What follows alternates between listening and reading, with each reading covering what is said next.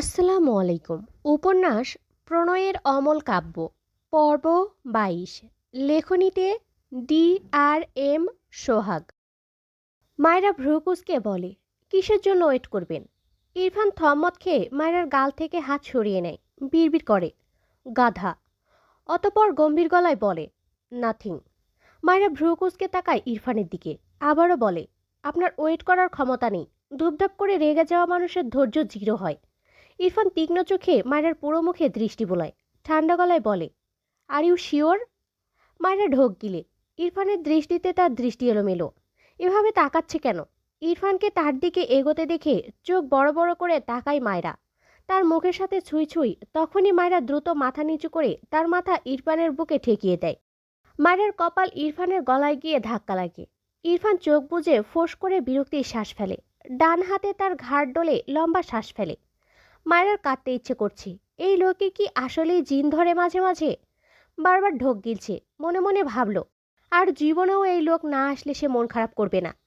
ইরফান মায়রার কপাল বরাবর ডান হাতে ঠেলে তার বুক থেকে মায়রাকে সরিয়ে দেয়।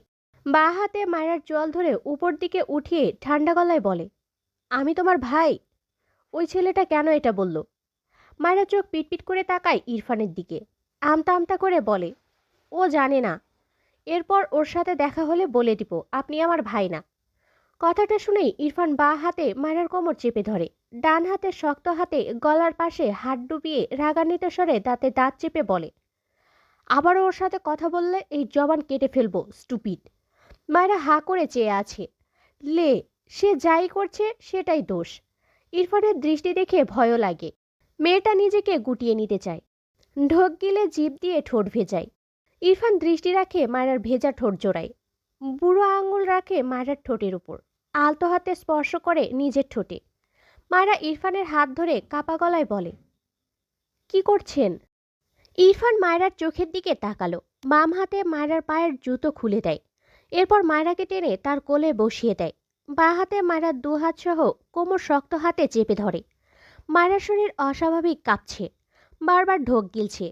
এলোমেলো দৃষ্টি ফেলে জিভ দিয়ে ঠোঁট ভেজায় বারবার। ইরফান মায়রার গালে হাত ডুবিয়ে বুড়ো আঙুলের সাহায্যে মায়রার ঠোঁটে আবারও আলতো হাতে স্লাইড করে। শীতল কণ্ঠে বলে, কি দিয়েছ এখানে? মায়রার কণ্ঠ রোধ হয়ে আসে। ইরফান মায়রার ঠোঁট জোড়ায় দৃষ্টি নিবদ্ধ রেখে ধীরে ধীরে শক্তি প্রয়োগ করে আবারও নরম সুরে বলে, বলো, এখানে কি লাগিয়েছ? আই থিঙ্ক পিঙ্ক কিছু। তার বুড়ো আঙুল উল্টে চেক করে চিন্তিত কণ্ঠে বলে, উঠছে না কেন?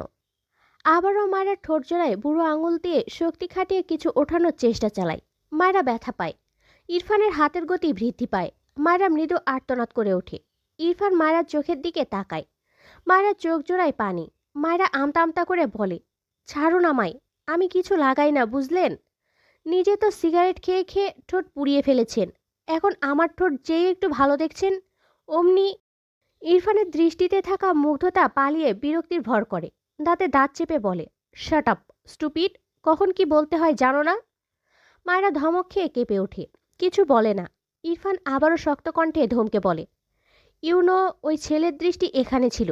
আই সোয়ার, আর কেউ এখানে দৃষ্টি ফেললে তার চোখ সহ তোমার লিপস কেটে সমুদ্রে ভাসিয়ে দিয়ে আসবো। মায়েরা ভীত চোখে তাকায় ইরফানের দিকে। কোমরের পিছন থেকে ইরফানের হাত সরাতে চায়। গাল থেকে ইরফানের হাত সরাতে চায়। নড়াচড়া করে, কিন্তু পারছে না। শরীর কেমন শিরশির করছে। সব মিলিয়ে মেয়েটার চোখ থেকে টুপটুপ করে পানি গড়িয়ে পড়ে। মায়েরা মাথা তুলে বলে, ছাড়ুন আমায়, অসভ্য লোক। পুরো শরীর জখম হয়ে গেল। উফ। ইরফান মায়ের কথা শুনে রেগে গেল। চোখ চাপিয়ে গালে গড়ানো পানি দেখে থম্মত খেয়ে তাকায় মায়রার দিকে।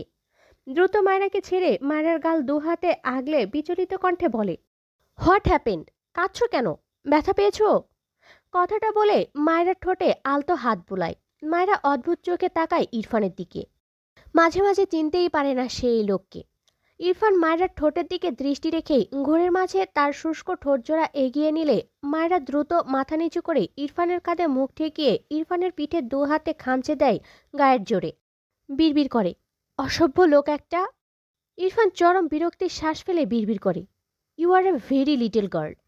এরপর মায়রাকে ঠেলে তার থেকে ছাড়িয়ে তাতে দাঁত চেপে বলে, ইউ আর ডিস্টার্বিং মি। মায়রা ইরফানের বুকে দু হাত ঠেলে কেঁদে দিয়ে বলে, আমি বাড়ি যেতে চাই। আপনি একটা কবিরাজ দেখান প্লিজ। ইরফান ভ্রুকুসকে বলে, হোয়াট?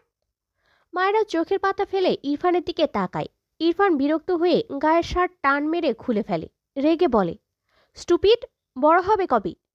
মায়েরা ভয় পায় ইরফানকে দেখে। কি করতে চাইছে এই লোক?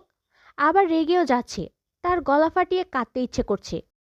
ইরফান তাকে ধরে নেই খেয়াল করতেই দ্রুত ইরফানের কোল থেকে নেমে পাশের সিটে বসতে নিলে ইরফান মায়েরাকে বাঁ হাতে কোমর পেঁচিয়ে তার বাঁ পাশে বসিয়ে দেয়। তখনই ডান পাশের জানালায় শুদ্ধ ঝুঁকে বলে, মায়েরা আসেনি এখনো? তুই এমন শার্টলেস বসে আছিস কেন? বাম পাশ থেকে মায়েরা চেঁচিয়ে বলে, আমি এসেছি।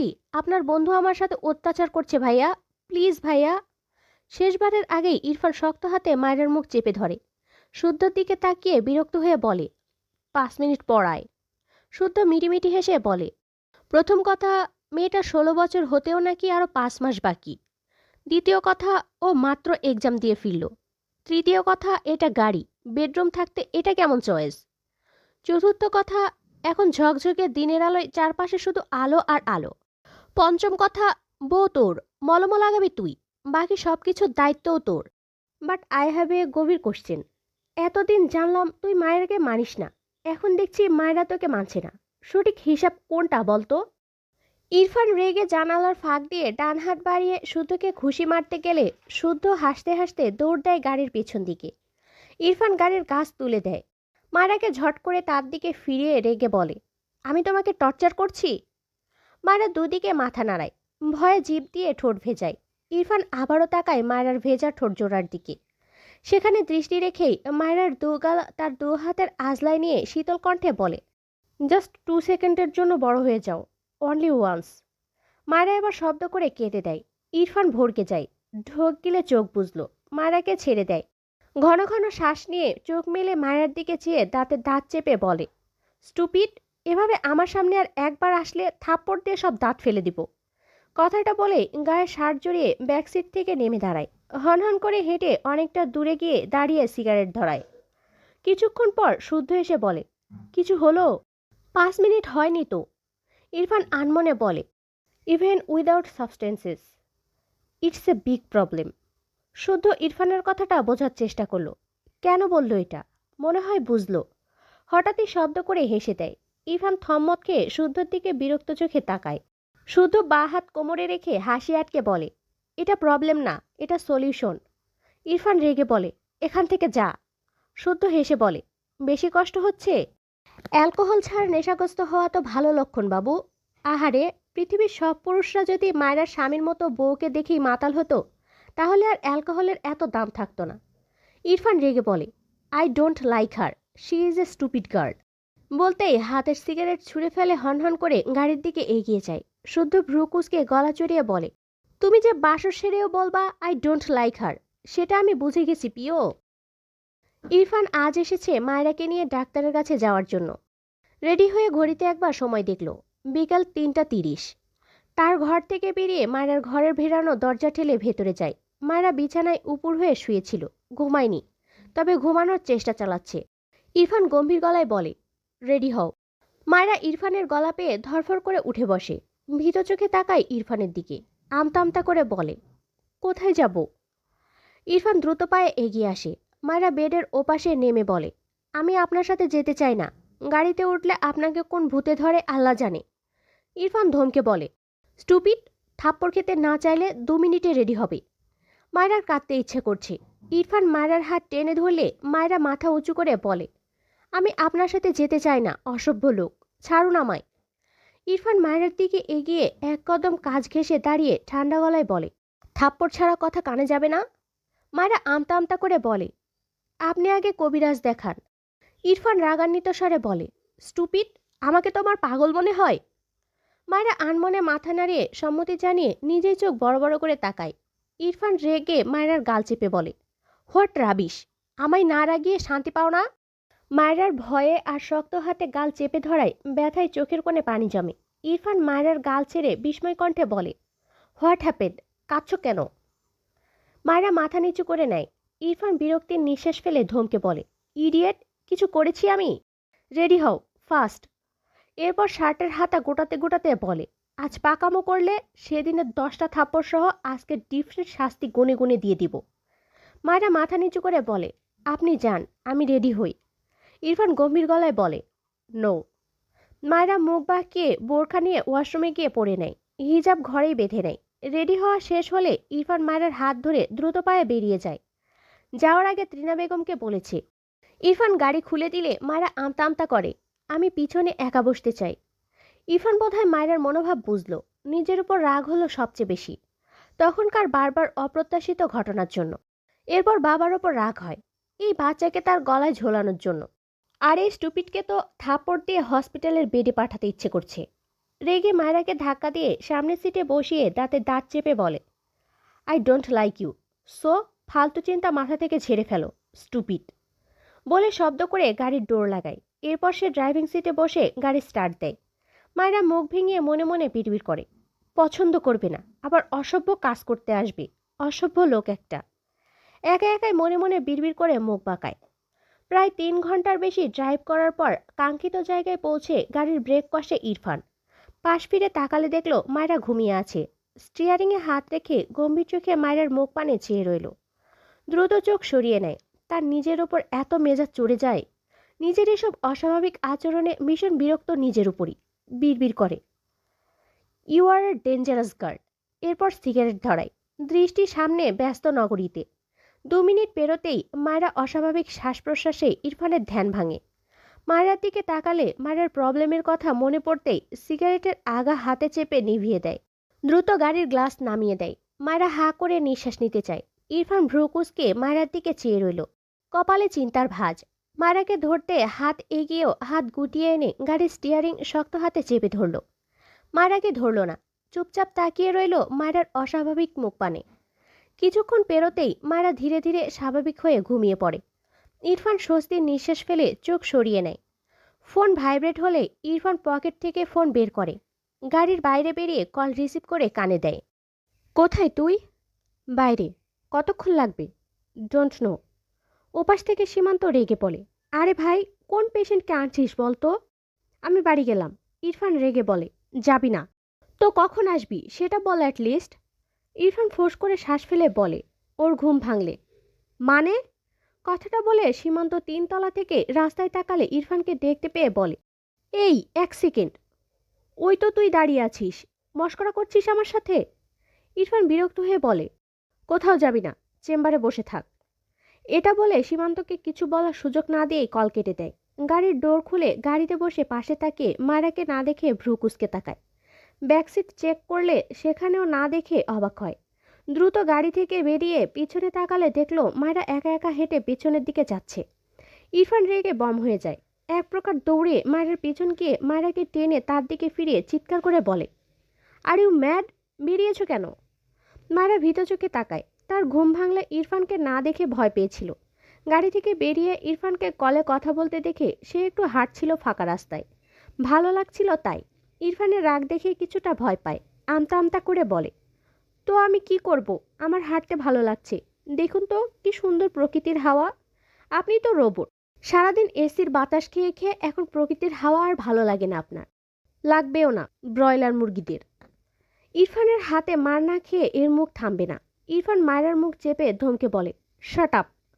মায়েরা কেঁপে ওঠে ধমক খেয়ে। ইরফান রেগে বলে, স্টুপিড, পাগল বানিয়ে ছাড়ছে আমায়। ইচ্ছে তো করলো একে ঠাস ঠাস করে লাগিয়ে দিতে। চোখ বুজে নিজেকে সামলানোর চেষ্টা চালায়। এরপর মায়ের ডান হাতের কবজি শক্ত হাতে ধরে দ্রুত পায়ে এগিয়ে যায় সামনের বিল্ডিংয়ের দিকে। মায়েরা আর কিছু বলল না, বললে হয়তো সত্যি সত্যিই থাপ্পড় খেতে হবে। এটা কে হয় তোর? ইরফান নির্দ্বিধায় বলে, কেউ না। সীমান্ত চোখ ছোট ছোট করে তাকালো, কেউ না? আবার তাকে 1 সপ্তাহ হলো জ্বালিয়ে মারছে। শুদ্ধ যে বলল ইরফান ছ্যাঁকা খেয়েছে, এ রিলেশন করছে, এটা তো সম্ভব নয়। সবচেয়ে বড় কথা, এই মেয়ে তো অনেক ছোট।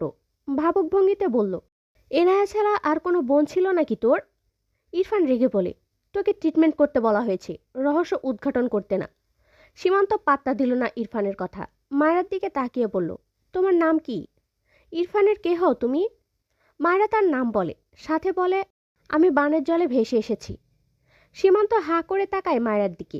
ইরফান বিরক্ত চোখে তাকায়। সীমান্ত হেসে বলে, বুঝলাম না। ইরফানের দিকে তাকিয়ে হেসে বলে, কি বলছে? ইরফান মায়রার দিকে চেয়ে শক্ত কণ্ঠে বলে, একটা বাজে কথা বললে এইখান থেকে ধাক্কা দিয়ে ফেলবো তোমায়। মায়রা বলে, আপনিই তো বললেন কেউ না, তাই আমি একটা যৌক্তিক উত্তর দিলাম। ইরফান বসা থেকে দাঁড়ালো। এর পাশে থাকলে যে কোনো সময় এ মার খাবে। রুমের এক কোণায় দাঁড়িয়ে গম্ভীর গলায় বলে, 5 মিনিট ট্রিটমেন্ট করবি, ফাস্ট। সীমান্ত কিছু বলল না। ইরফান কেমন তা তো জানি। মায়রার দিকে চেয়ে গম্ভীর ভাবনা ভেবে বলে, তুমি ইরফানের কে বলো তো? মায়রা গালে হাত দিয়ে বলে, সেটা আপনার বন্ধুকেই জিজ্ঞেস করুন। সীমান্ত অবাক হয়ে বলল, তুমি কি করে জানলে আমরা ফ্রেন্ড? কথা শুনেই বোঝা যায়। ওহ, ইন্টেলিজেন্ট গার্ল। ইরফান এগিয়ে এসে রেখে সীমান্তর কলার ধরে বলে, আমার ওয়াইফের সাথে তুই গল্প করছিস কোন সাহসে? হু আর ইউ? সীমান্ত চোখ বড় বড় করে তাকালো। ওয়াইফ? আর চোখে মায়ের দিকে তাকালো। এ বিয়ে করলো কবে? এই মেয়ে ইরফানের ওয়াইফ? বিস্ময় কণ্ঠে বলল, আনবিলিভেবল। ইরফান সীমান্তর কলার ছেড়ে বলে, ফাস্ট ওর চিকিৎসা কর। একটা বাড়তি কথা বললে মুখ ভেঙে দিব। মায়েরা ভ্রুকুসকে চেয়ে আছে। কি বলছে এ লোক? বুঝতে পারছে না। গলা নামিয়ে বলছে, তাই শুনতে পায় না। চোখ ছোট ছোট করে বলে, আপনার বন্ধুর কাছে আমার নামে কি বলছেন? দেখুন, আমি যেমনই হই, আপনিও যে খুব ভালো মানুষ তা কিন্তু না। ইরফান রেগে তাকায় মায়েরার দিকে। মায়েরা ঢোক গেলে মুখ চেপে ধরে, বিড়বিড় করলো, ইস, মিস্টেক মিস্টেক, আর কথা বলবো না। সীমান্ত চোখ বড় বড় করে তাকায়। ওরে বাবা, এটা নাকি ইরফানের বউ? কেমনে সম্ভব? একে তো ছোট, আরেকটা গুণ বেশি কথা বলে।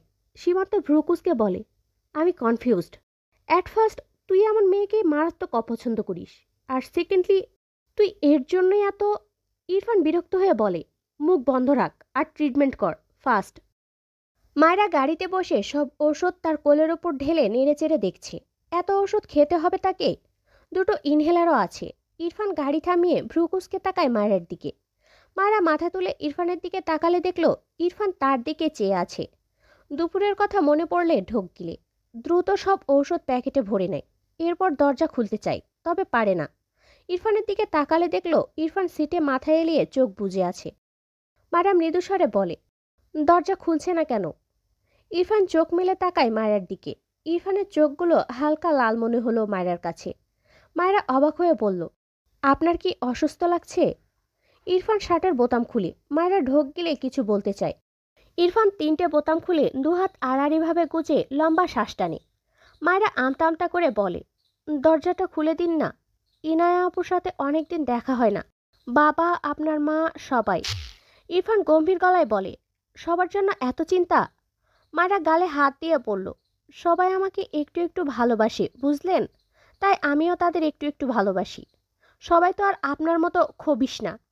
ইরফান বিরক্ত হয়ে চোখ বুঝল। মায়েরা আবারও দরজা খোলার চেষ্টা করে, তবে পারে না। উল্টো ঘুরে বলে, দরজা খুলে দিন।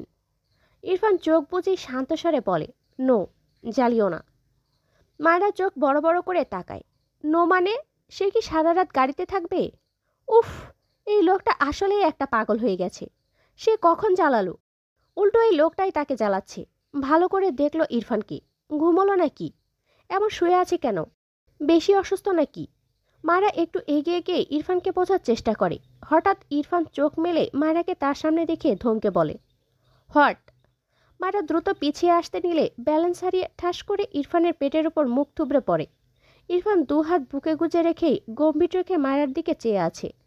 মায়েরা ভয়ে দ্রুত পিছিয়ে এসে তার সিটে বসে আমতামতা করে বলে, সরি সরি, আমি আসলে দেখছিলাম আপনি কতটা অসুস্থ। ইরফান কিছু বলে না। গাড়ির লক খুলে নিজেই গাড়ি থেকে বেরিয়ে যায়। মায়েরাও ওপাশ থেকে বেরিয়ে বাড়ির দিকে দৌড় দেয়। ভাইয়া, তোমার জন্য একটা সারপ্রাইজ আছে।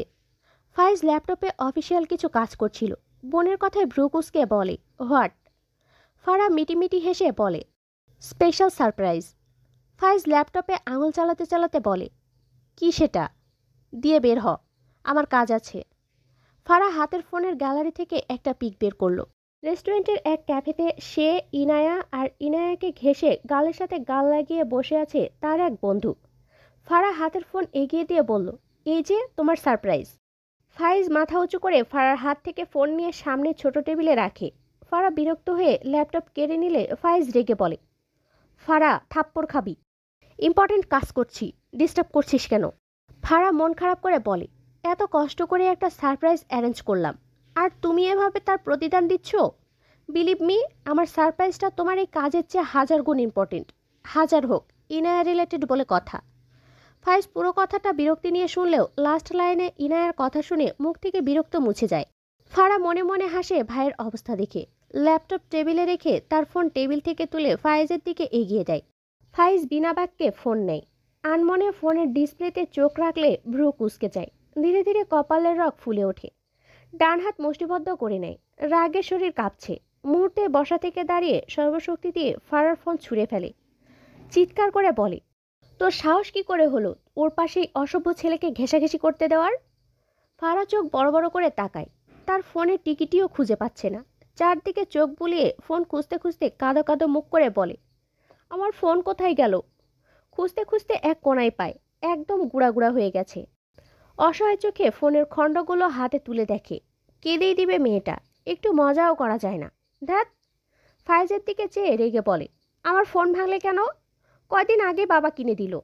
আরে ওটা আমি বসে বসে এডিট করেছিলাম, তাই বলে তুমি আমার ফোনটা এভাবে ভাঙবে? ফাইজ কিছু বলতে গিয়েও থেমে যায় ফারার লাস্টে এডিটের কথা শুনে। ধূপ করে সোফায় বসে ল্যাপটপ নিয়ে রেগে বলে, তোর আর শুদ্ধ কি আর কাজ নেই আমার পেছনে লাগা ছাড়া? বেয়াদবগুলো! মানুষ হেল্প করে আর এই দুটো মির্জাফর আমার পিছনে হাত ধুয়ে পড়ে থাকে, তাও শুধু আমার হাফ বউটাকে নিয়ে। যা বের হ, নয়তো এবার তোর গালে ফটাফট বেহিসেবি থাপ্পড় পড়বি। আর একবার যদি আমার হাফ বউয়ের সাথে এসব কিছু করেছিস বা বলেছিস, তোদের জেলে ভরার ব্যবস্থা করে তবেই আমি কবুল বলবো, বেয়াদবগুলো। ফারা অসহায় কণ্ঠে বলে, আমাকে ফোন কিনে দাও। ফাইজ রেগে বলে, পারবো না। ভাঙলে কেন তাহলে? আমার বউকে নিয়ে টানাটানি করলি কেন? সত্যি সত্যি কিন্তু ওদের মধ্যে ভাব জমিয়ে দিব বলে দিলাম। ফাইজ রেগে তাকায়। ফারা আমতা আমতা করে বলে, আমার তো একটাই ভাই, দাও না ভাইয়া। বাবা দিবে না, আমি ফোন ছাড়া কিভাবে থাকবো? সেটা আগে মনে ছিল না? ফারা ইনোসেন্ট ফেস বানিয়ে বলে, আর করব না, এবার থেকে হেল্প করব, সত্যি। ফাইজ কিছু একটা ভেবে ঠোঁট বাঁকিয়ে হেসে বলে, ওকে, রেডি হ, তবে সাথে ইনায়াকে নিবি। ফারা অবাক হয়ে বলে, ইরফান ভাই রাতে বেরোতে দেয় না, আমি আছি জানলে দিবে। তুই ইনায়াকে রাজি করা, নয়তো ফোনের কথা ভুলে যা। ফারা এগিয়ে এসে ফাইজের ফোন নিয়ে ফারার ফোনে কল করে। বেশ কয়েকবার দিল, কিন্তু রিসিভ হয় না। ফারা ভ্রুকুসকে বলে, রিসিভ করে না তো। ফাইজ বিষাদ ছুড়ে বলে, বোঝ কেমন প্যারায় থাকি আমি, এর মধ্যে তুই আর শুদ্ধ এসে জোড়া লাগিস, বেয়াদবগুলো। ফারা উপায় না পেয়ে ইরফানের ফোনে ফোন দেয়। মায়েরা তার ঘরে গিয়ে বোরকা ছেড়ে হাত মুখ ধুয়ে নিয়ে ইনায়ার ঘরে যায়। ইনায়া ঘর থেকে বের হচ্ছিল। মায়রাকে দেখে অবাক হয়ে বলে, আরে মায়রা, তুমি কখন আসলে? মায়রা ইনায়াকে জড়িয়ে ধরে হেসে বলে, একটু আগেই। প্রথমে তোমার সাথে দেখা করতে এসেছি। কেমন আছো আপু? ইনায়া হেসে বলল, এই তো, তোমার তো এক্সামের মাঝে আসলে কেন? মায়রা ইনায়াকে ছেড়ে ইনায়ার দুহাত ধরে নাড়াতে নাড়াতে বলে, তোমার ভাইয়া এনেছে। আপু, তুমি কবে যাবা গ্রামে? একটা কথা শুনেছি, আমার এক্সাম শেষেই নাকি তোমার বিয়ে। ইনায়া একটু লজ্জা পায়। মায়রা হাসতে হাসতে ইনায়ার হাত ধরে ঘুরতে থাকে। ইনায়া চেঁচিয়ে বলে, আরে মায়রা, পড়ে যাব, আস্তে আস্তে। মায়রা ঘুরতে ঘুরতে হেসে বলে, নিজেদের মানুষের বিয়েতে হেব্বি মজা হয় আপু, আমার তো ভাবতেই কি যে মজা লাগছে। মায়ের খোপা করা চুলগুলো খুলে যায়। কালো রঙের ওড়না সামনে থেকে দু কাঁধে নেয়া, পরনে কালো রঙের গোল জামা, পায়ে কালো চুড়ি পাজামা পরা। মেয়েটা খিলখিল করে হাসতে হাসতে ইনায়ার হাত ধরে বাচ্চাদের মতো ঘুরতেই থাকে। ইরফান তার ফোন নিয়ে ইনায়ার ঘরে গিয়ে দেখে মায়েরা ইনায়ার হাত ধরে ঘুরছে। ইরফান অদ্ভুত চোখে তাকালো। ফর্সা গায়ে কালো জামা, পাজামা, ওড়না, কালো কিচকিচে খোলা চুল, সব মিলে ইরফানের কাছে একটু নয়, অনেক বেশি অন্যরকম লাগলো মায়রাকে। তবে বাচ্চাদের মতো ঘোরার ব্যাপার পছন্দ হলো না। এক্ষুনি পড়ে যাবে মনে হচ্ছে। হঠাৎই ইনায়ার হাত থেকে মায়রার হাত ছুটে যায়। ইনায়া নিজেকে সামলে দাঁড়িয়ে পড়লেও মায়রা ছিটকে পড়ে যেতে নিলে পেছনে ইরফানের বুকে এসে মায়রার পিঠ ধাক্কা খায়। মায়রা ঘাড় বাঁকিয়ে পিছু ঘুরে ইরফানকে দেখে চোখ বড় বড় করে তাকায়, সাথে একটু ভয়ও পায়। এই লোকটা কোথা থেকে চলে আসে? ইরফান রেগে বলে, তুমি বড় হবা না?